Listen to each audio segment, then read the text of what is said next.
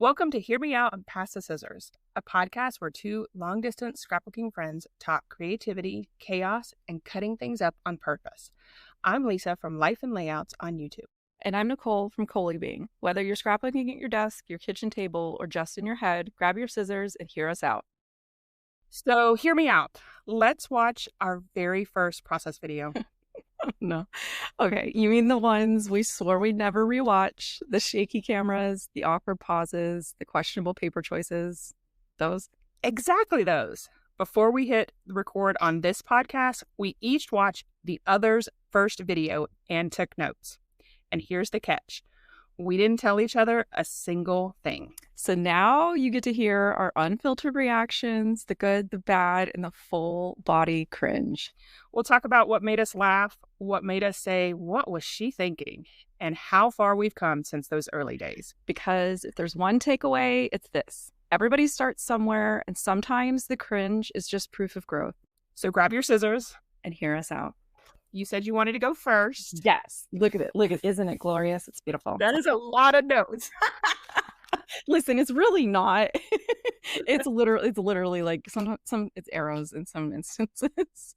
I feel like mine were very bullet points that I was like, I'm gonna remember this. So I might come up and be like, I don't know what I was thinking there. Yeah, that was kind of my thing. Was I watched like all but like 20 seconds of it last night, and then I got interrupted by a kid, so I had to go back and watch. Like, I just rewatched the last minute before we got on here. Like, initial impressions, like I knew going into it, because we've had this discussion before. Like, you researched and you were like, you were hitting the streets in a car. And I was like, of course this person has a cinematic intro. Like, I literally paused it and I was like, okay. Like, I shouldn't have been surprised, but I was. That was one of the things that I think I mentioned before, too, is that my ex was very adamant that if you start this, you have to have an intro. And I wanted to mention this last time we met, but I totally forgot about it. When I first made my intro, I was very inspired by Nicole Jones 911. And my intro looked very similar to hers. And I showed it to him and he was like, no. Oh, I don't even remember what that looked like. I feel like now I'm gonna have to go and look. It's like it was yellow, and then it had like two borders around, like a sketched border around it, and then it just said Nicole Jones 911. Interesting. It was very simple, and he was like, "No, you can't." Like, I had changed the color and I had changed a lot of stuff. Like, you could see where I had taken inspiration from her, and he was like, and then he's the one that went over to Fiverr and was like, "You need a logo and an intro." We didn't do outros at first, but the intro was, he was like, you have to do that. So he paid for all of it.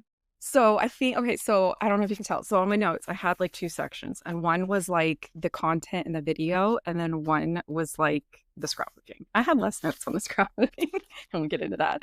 So I'm probably going to bounce back and forth between.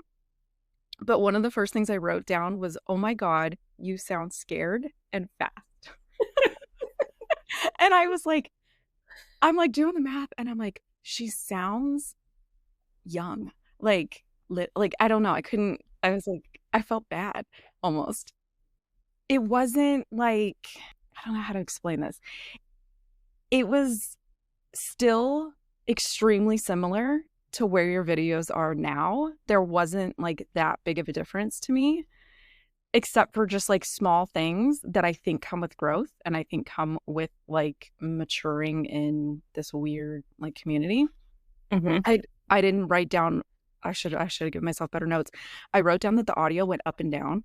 And I think that was probably between like where your intro was falling off and your voiceover was coming in. I was like, whoa. Yes. I was trying so hard not to be like, come on now. That was very much, I remember that I had to deal with that water drop thing. That sound was, hated that because I had to wait for it and then I had to fade it out. It was every video I was editing that sound and it was annoying. And like I wrote that very much you still to this day like the same sketch styles. Your teaching style was present from day one. And to me, it very much still the same scrappy style as far as the things that you like and the things that you use. including techniques like the fun film. Mm-hmm. And then I had a little giggle because we had recently talked about this. I'm not gonna go into like what the context of the conversation was. It was not a recorded one. Well, you were like, I'm gonna put the sketch on the screen, and it was this little tiny thing stuck in the corner. Mm-hmm. And it just kind of made me chuckle because I was like, oh gosh, that's such a baby like YouTuber thing to do when you don't realize that you can like drag it. Yeah. Like move it. You just think, oh, it put it there, that's where it goes. I'm gonna feel bad for this one. The camera tilt, I was like, oh, I wonder how long it takes her to like just, it wasn't bad, but it was like enough that you could tell like there was a camera tilt. And I was like, okay. But as like I kept watching, I noticed it less. And then I thought all your ums were very cute. There was many. There were a lot. Yes, I remember. And it sounded like you were hiding your accent. I feel like as you've gotten more like confident and comfortable, you are more in like your daily dialect.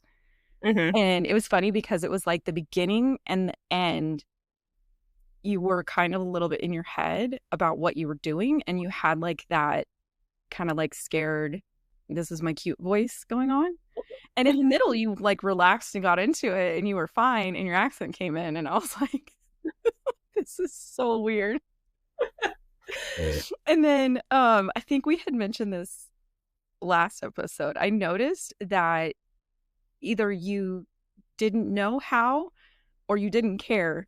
You didn't cut out like the boring parts. Yeah, they were like we saw every single second of you putting that layout together. There were, and because at one point I was like, girl, like you were sorting through something, and I was like, hurry up. That was, I think, back when I went through this where I had to put everything in there, and then I shortened it down and my videos got to like 6 minutes, and then I felt like I was rushing. And then I finally came to a balance between not including everything and then including, what was needed. And I wrote that like it was almost like I think I can only tell just because I've been there and I've done it, where you in the moment of doing the voiceover, you realize that there's almost, it's not dead air, it's you like sorting through embellishments, but now you're having to fill the void with voiceover. And it like came across. Yes. Like, what do I say? And then also in that recording, I think back then I didn't edit as much as I do now. So then it was like, well, what do I say here? I had overall, I think current Lisa is still rocking baby Lisa style. There's growth with adding things like hybrid, hand stitching, scene building. But your basic style and from layout and video is still there, which I feel like is like crazy amazing to me. And then I had a question for you. When you did that layout, were you a subscriber to those L Studio kits? Yes. Okay. And then do you still order from them? Do you still use their kits? So I don't order from them like monthly anymore, but I shop their like warehouse sales or you know, their sales, because I love their puffy stickers and stars. Yeah, I have a friend, she lets me know every time there's a sale because I don't want to pay full price for the stamps. Yes. That too, the stamps. It sounds bad. I recently bought like a bunch of date stamps from them when they had a sale. I think probably on National Scrapbook Day or something like that. But they are more based for pocket scrapbooking, which I'm not. Yeah, because I've ordered the like tile style, like little letter stickers. Usually when they're on sale because they're like $1. Yeah. Your journaling was handwritten. When did the switch happen? I would have to look in my, why did it happen? Like in my videos. I think that it's just growth probably. I hate my journal, like handwriting. I hate it. Everything I'm about there with you. So I think that once I became more comfortable with my computer, I don't know that I had a printer at that time either. Okay. And I went to work from home and then got a printer for work purposes. And so then it gave me the opportunity to print stuff for scrapbooking as well. I also noted towards the end, the audio goes really loud, like during the voiceover. and then it goes really low. So And then there was no have a happy scrappy, whatever, like the thing, the have a tagline. scrappy day. That When came did the tagline come? like 3 videos in. It came pretty early. Yeah, Oh, but it wasn't in the first one. But it was very early on. So I can tell you exactly the why, and I learned this later on. I have to import the intro and outro, and I didn't know that they had audio, and I put that in quotation marks because they didn't. But because they had the audio there, which was a blank audio, that audio went first, and then my audio went underneath it. So it lowered my volume. So now I remove the audio, even though there's no audio there, and that keeps a even tone between my voiceovers. are you still using the same editing software? I used iMovie from day one. Good So for you. I've upgraded my like iPad to newer versions, but I still use iMovie. I did wonder if, like, right towards the beginning, you were cutting strips of like a printed wonky border to go across the top. Yeah. They were not the same tone. They were different tones of the same color. And I feel like current day Lisa could never have allowed that to happen. So part of me was like, is she okay? It was one of those things that I was trying to use the kit as it was. And back then, again, being out in the streets, I was trying to get the attention of El Studio. Yeah, I feel like you did a good job of doing the thing where like you say like the product's name or the name of the paper, like the color. Because I was like, I want to be on a design team. Which is 180 from, or I guess 90 degrees from what I am now. Cause I'm like, everybody learns different things when they're in the streets. So I was pushing it. Because when I started it, I think I was still an investigator when I started I think I actually was transitioning from investigations to like my training job that I have now. And I was like, I don't want to do this anymore. Like, I don't want to be in this field, and I want to scrapbook forever. I did notice even back then, you still had like a segue or like a side. And I think it was during where you were trying to like fill in space. Like, I think you could realize that it was going to take you a while to get those embellishments sorted. And you talked about the photos for a minute, and you like talked about like the story for a minute. So that's been there since day one. Mm-hmm. I feel like I can get 2/3 of the way through a video before I'm like, by the way, this is what these photos are about. Yeah. Yeah. So I feel like it's almost unfair to ask you, like, what have you learned about filming and editing and storytelling if your first video is still it's like 80% of where you're at now. Like, there's not a ton of differences outside of like technical tweaking. Yeah. Because I did all that research before I started. So now it's just perfected my craft, I think. For sure. But I feel like it's one of those things that I don't do anything halfway. Here's the thing. Okay, let me ask you this. If baby Lisa, let's say your first 10 videos, you know, you're learning that first video, you're like, not a single cut to have been made. I don't know how many cuts you had in your audio. Was your audio a raw dog one through? No, there was some. Yeah, no, I always edited my audio. Okay, so it's just the video that we're not clipping. Mm-hmm. So like in your first, you know, handful of videos, if you had glued your paper to the mat, would you have completely cut that out and like never have mentioned it? So it's only in the current era where you're just showing more of personality behind the scenes and of the layout. And I don't know when it happened. I would say probably 2 years ago, because it was before my break. I left something in, and it was one of those times where I had accidentally left it in the video, and I didn't realize it until I was recording the audio. And I was just like, whatever, I'm just going to talk about it. And I was going to say, because I feel like after you came back, I remember having a conversation with you because you were like, you know, how detailed you start cutting stuff. And I was like, listen, I will tell you right now, if you leave those mistakes in there, and then you show people how you got yourself out of that mistake and fixed it, it offers up an opportunity for commenting and engagement. And so today that we were recording this, which is August 20th, is the 1-year anniversary of my Facebook group. Super exciting. Congratulations. I saw it this morning and I was like, I don't even know my anniversary. Well, in Facebook, messaged me and told me that it was my anniversary. Well, it messaged you about my membership thing, and I never got it. I don't know why it does that either. I don't know. But what was I going to say? Oh, it's 1 year anniversary from the day I created the group. I didn't open the group until I posted the video, which was like 5 days later. And then like 12 hours later after I posted the video, because then I had a, panic attack and didn't want to let it go. I was going to say that was a whole, like, you broke my brain in that moment, because I'm like, I'm confused. Like, you were all pumped to start this group. Like, you saw like how when I started mine, it's easier to like talk to people. It's easier to like link stuff. And I'm like, yeah, let people in. And you're like, I don't know. Yeah. I don't know. I'm like, what do you mean you don't know? You're showing like all your business on not only scrapbook layouts, but videos, and then talking about it. And what's left? It was just, I don't know. I think the meme that I sent you was Sheldon sitting on the couch with his bag.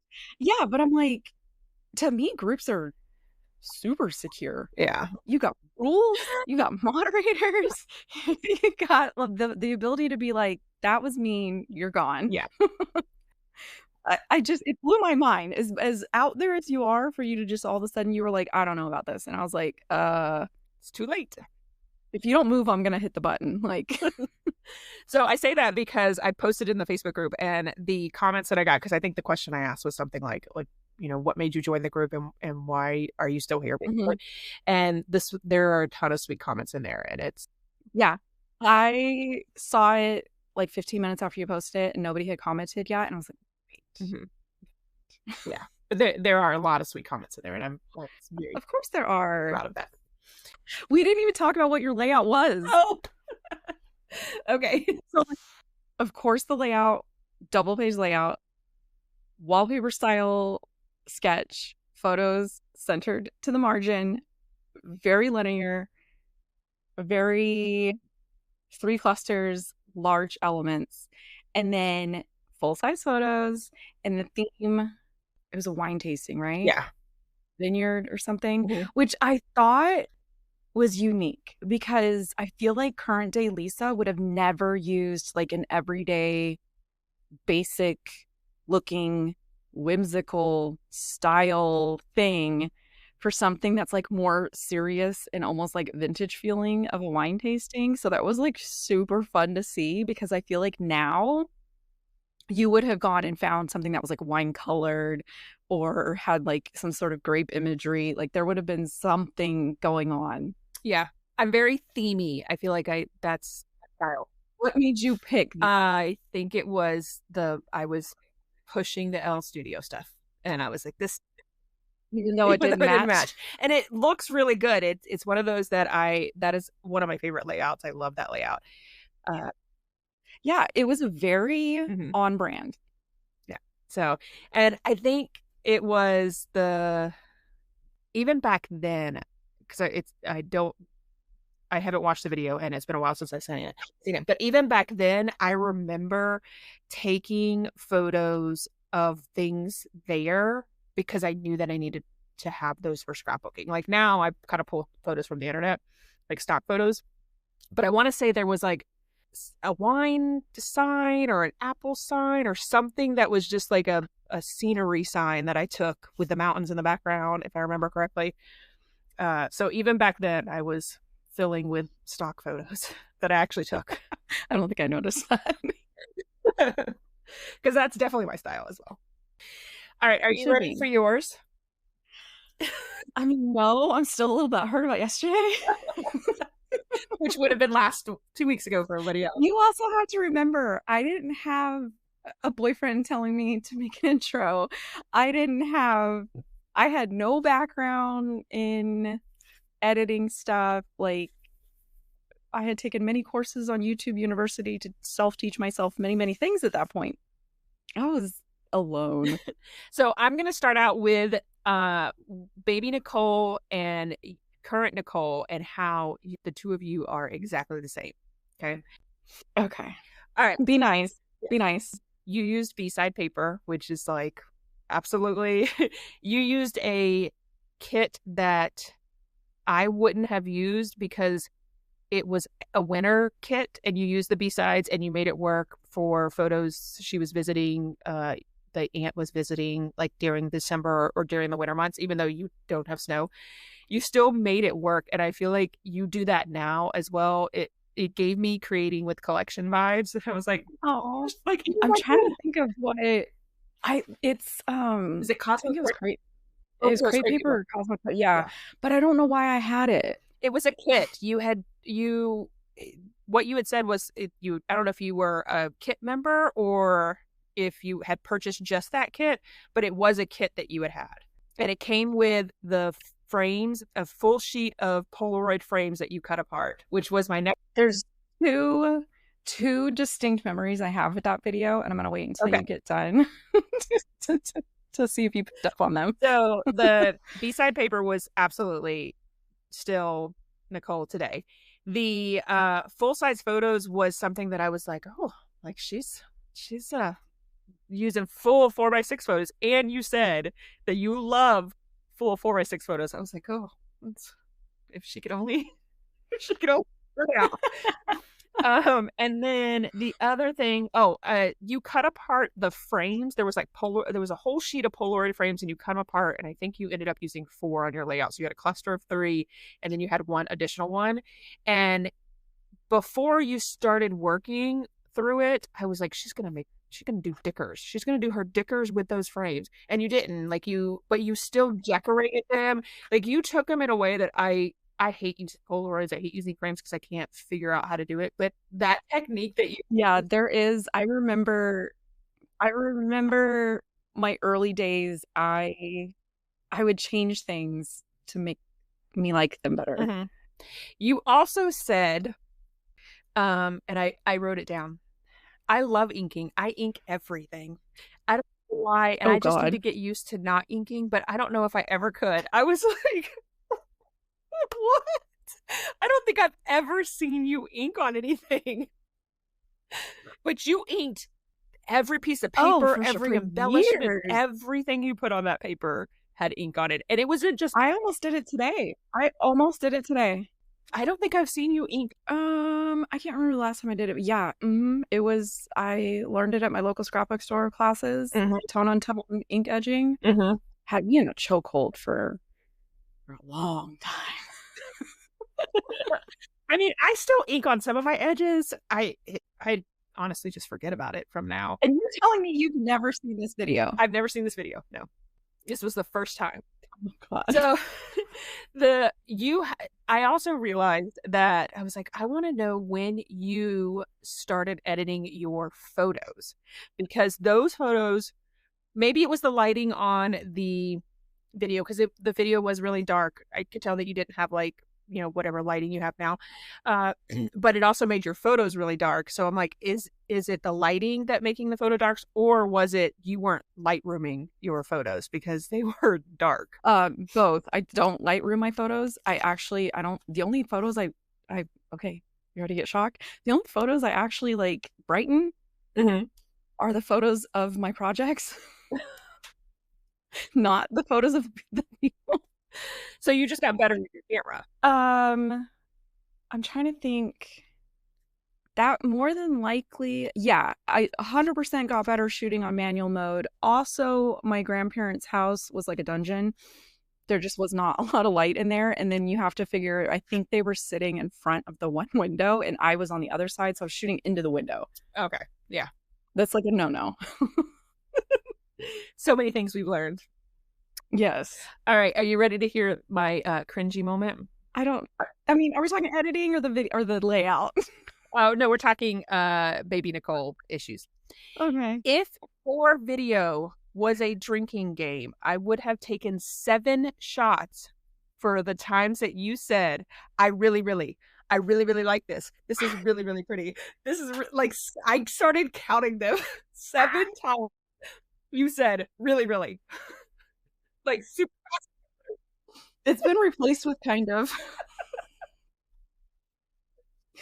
Stop it. You know what? You said like 27 times. We absolutely should do a drinking game with both of those, and we would be on the floor with the shots. The amount of shots we have to take. With my and your. It could be fun to simultaneously watch a whole video together. Yes. And then the other thing at and I wrote it down at minute 13:21. Your video is a little over 20 minutes long. At 13:21, I was like, she's done, because you said, I'm gonna have the Polaroid frame just stack it right there. I was like, she's so over this voiceover. She's just done with it. Like, I could tell that you were like, I don't know what else to say. I don't know how to fill this time. Kind of similar to what mine were, but I worked. It was the voiceover crash out. You had it too, where you're looking at how much time you have left, and you're like, "Good God, what do I I've been say?" talking for 13 minutes. Like, what do I do? I really love that you mixed fonts. You used all stickers, but I could see that style now. You do it with stickers. I love typography, everything. Yes. Oh, I did have a question. You mentioned December Daily several times. Did you complete that December Daily? I made the cover. It's really cute.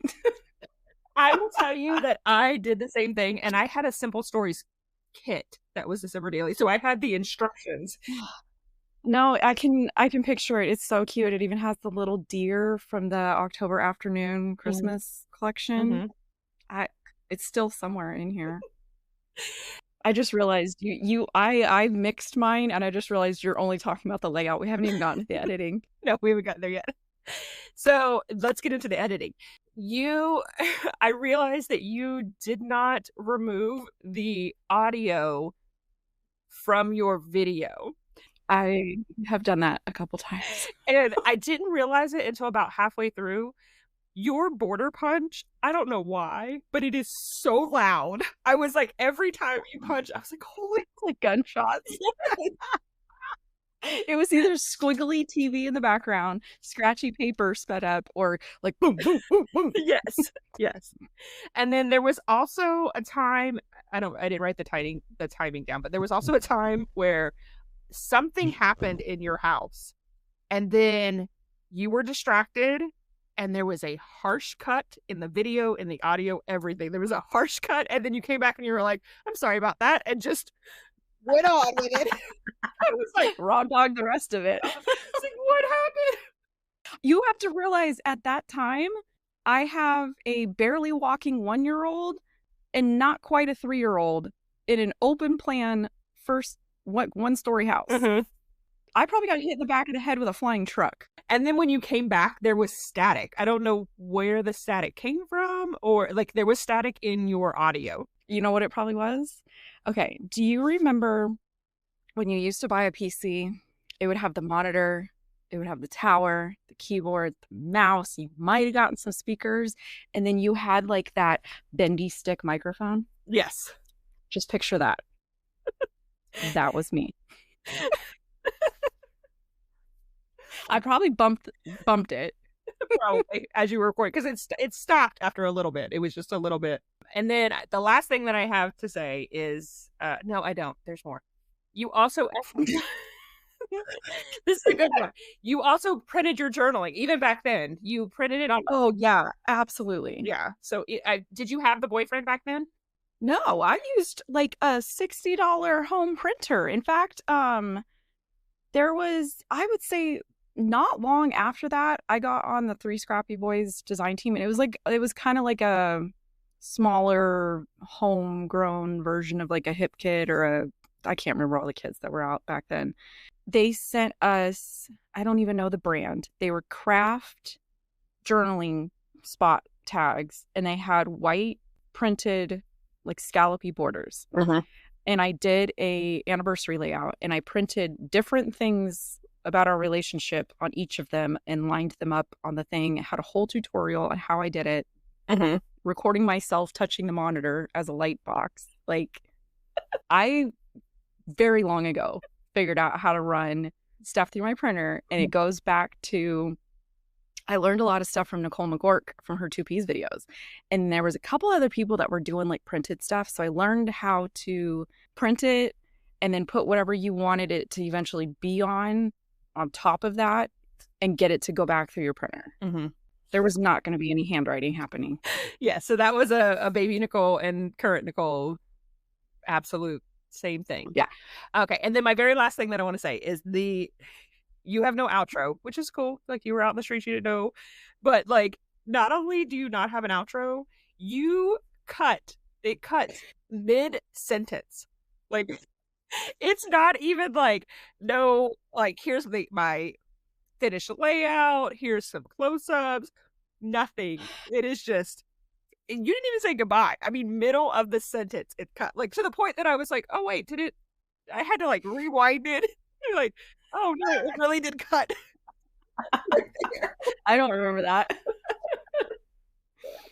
The only two things I remember was, were you not impressed with that I used the 2 flares to make a snowman? Oh, that snowman was so stinking cute. I loved him. I can still remember doing that and being like, yes. Yeah. Okay, what is your impression if I tell you now that video was created to not only apply to a design team, but I was accepted to Nuts About Sketches because I used a Nuts About Sketches in that, I believe.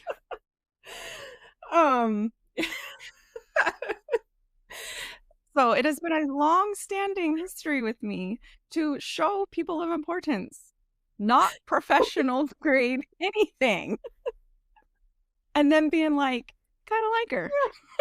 I do feel like for Nuts About Sketches, because her sketches are hand-drawn, and it's what I love about it. I feel like she is just a designer, and she just sits down and creates these things.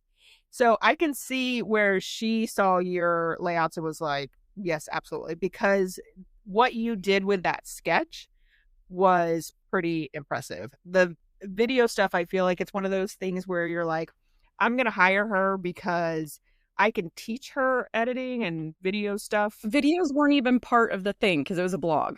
Okay. So even so, like, she's like, I see how she could see the interpretation from her sketch to your layout and how it was an amazing interpretation, and the video didn't matter.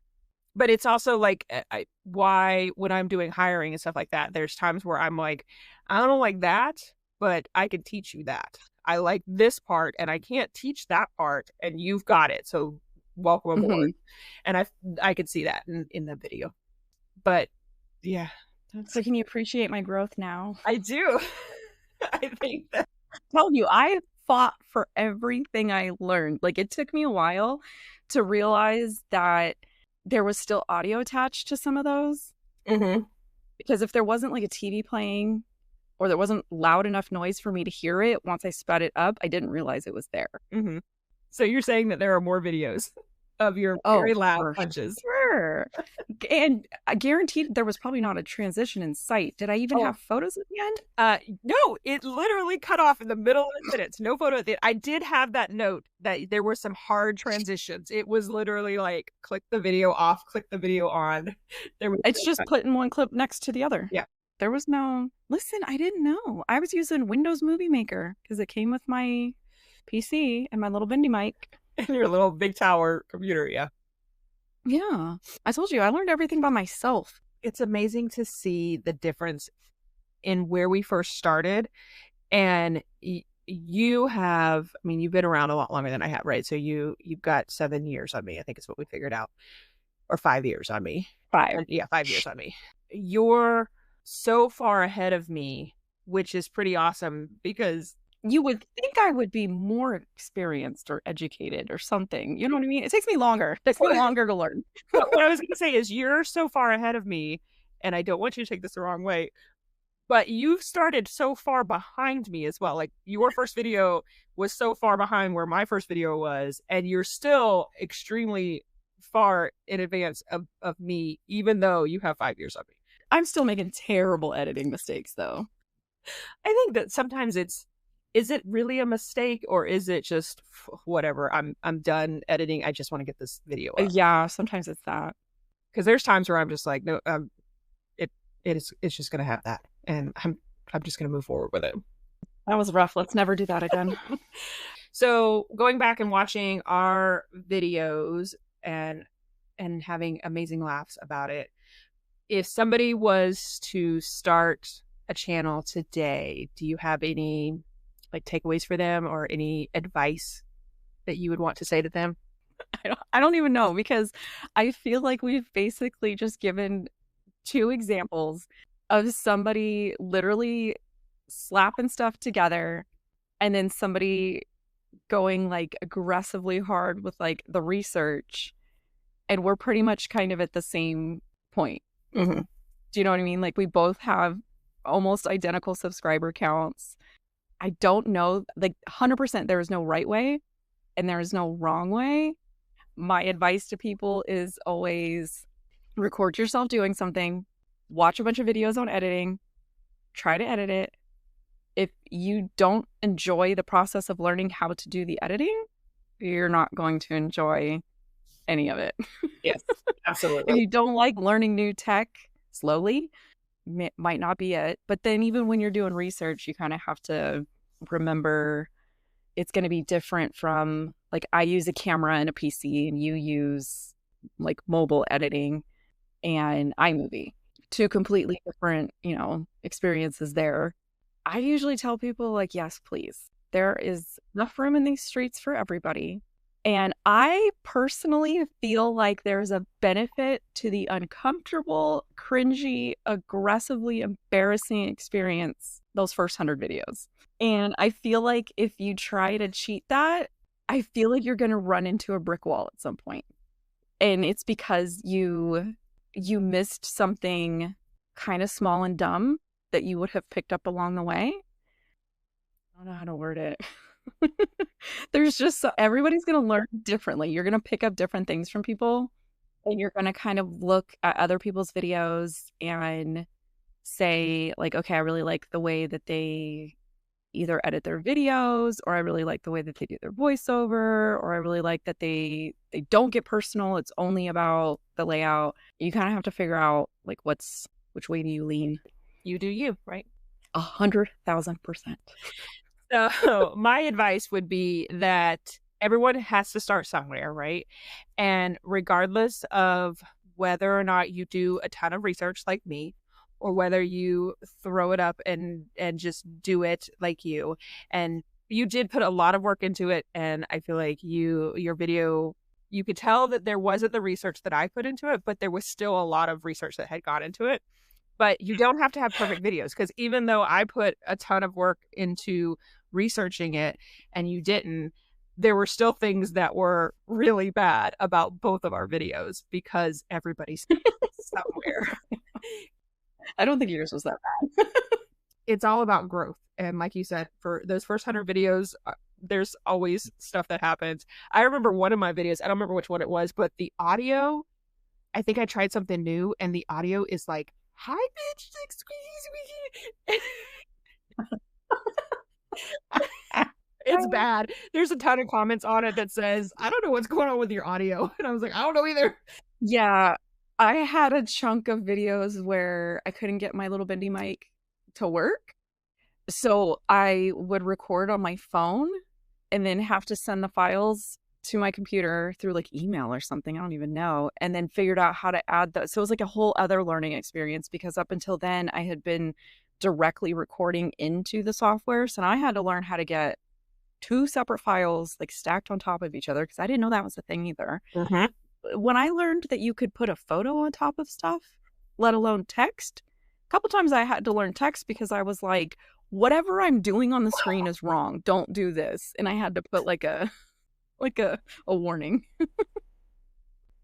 And I had to go look up how to do it. So that, I think, goes with that growth happens naturally with practice, and practice comes with just putting the videos out there. Because I think I'm at 700 videos. Do you know how many videos are on your channel? I think that random, like, we were talking about this yesterday, and I got like a random email from YouTube, and they were like, thanks for your 1,300 and something days. And I was like, it's really, I feel like I should be more successful than I did the math on that too. And I was like, that's not even, like, it's not even 5 years or like 60 months. It came out to like 5.6 something days or something. It was so random. I was like, what? Why? Yeah, that, and you figure, like, I technically joined YouTube in 2008 because you can't comment if you don't have an account.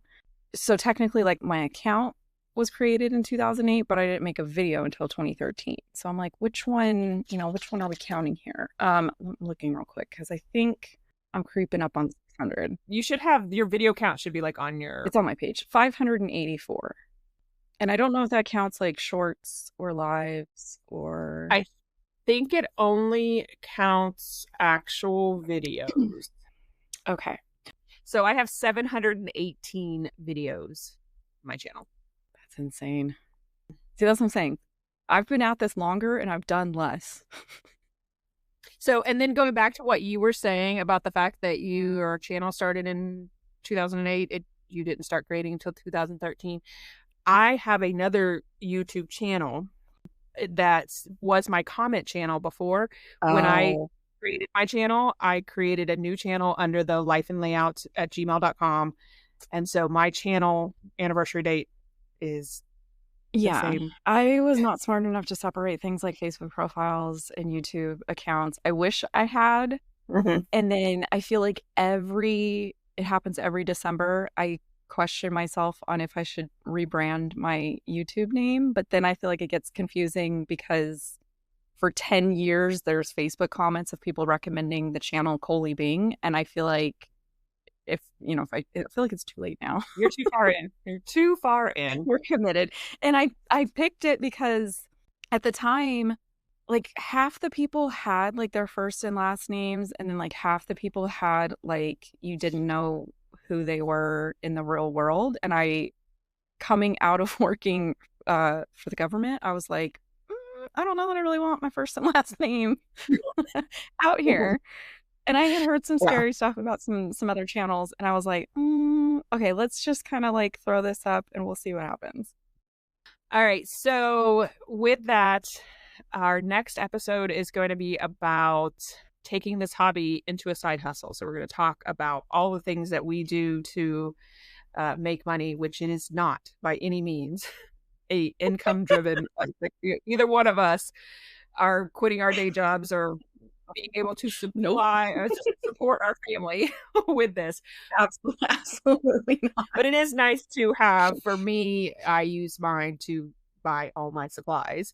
When there's new things that come out, I use what I make from this to buy that. And then Nicole's over there getting, all the stuff from all these amazing companies as well.